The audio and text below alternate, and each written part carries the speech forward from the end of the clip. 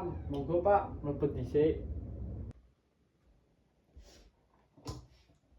Kula badhe matur.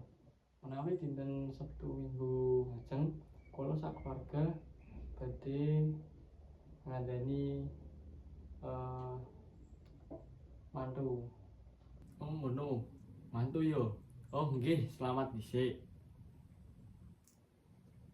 Acarane arep ditindak ning ngendi? Nggih, acara mantunipun niku ing griya kula Pak RT 3 RW setunggal. Oh, ngerti aku. Kuwi sing cedhak pos roda kuwi ta? Leres. Acarane wiwit jam 10 esuk dumugi kurang langkung jam 09.00 wengi Pak Lurah. Nek nganti jam 09.00 wengi ya isih oleh. Cuma aja nganti ganggu tangga-tangga liyane. Nggih, kula sampun rembugan kalih ketua RT lan warga. Sadurunge kula nyuwun pangapunten menawi wonten gangguan. Sip, nek wis komunikasi karo warga karo RT insyaallah lancar. Ugi Pak Lurah, kula nyuwun izin kangge parkir kendaraan tamu wonten pinggir dalan.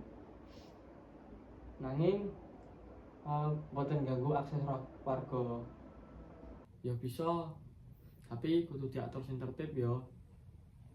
Yen bisa pasang tanda utawa petugas sing ngarahke parkir. Matur nuwun Pak. Kula ugi nyuwun tulung keamananipun menawi saged petugas roda saged jaga acara hajatan mantu kula. Bisa nanti tak omongke petugas roda. Biasane nek ana hajatan petugas siap bantu kok. Menawi dipun keparengaken kula badhe nyerat surat resmi kagem panjenengan. Ya kudu surat pemberitahuan iku penting. Nggih, punika draft suratipun sampun kula damel. Menawi kersa dipun priksa rumiyin menawi wonten ingkang kirang. Ayo delok bareng nang kene wae tak wacani sik surate. Kula lan keluarga nyuwun pangestu muga acarane lancar. Muga-muga wae lancar kabeh. Tamune wareg lan mantune sehat lan barokah. Menawi Pak Lurah gadah wekdal, kula aturi rawuh dhateng acara mantenan kula. Yo insyaallah nek ana kegiatan lainnya tak usahake rawuh.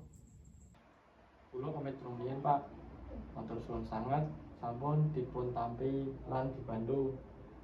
Yo hati-hati mulih. Salam kanggo keluarga. Muga acara hajatane lancar.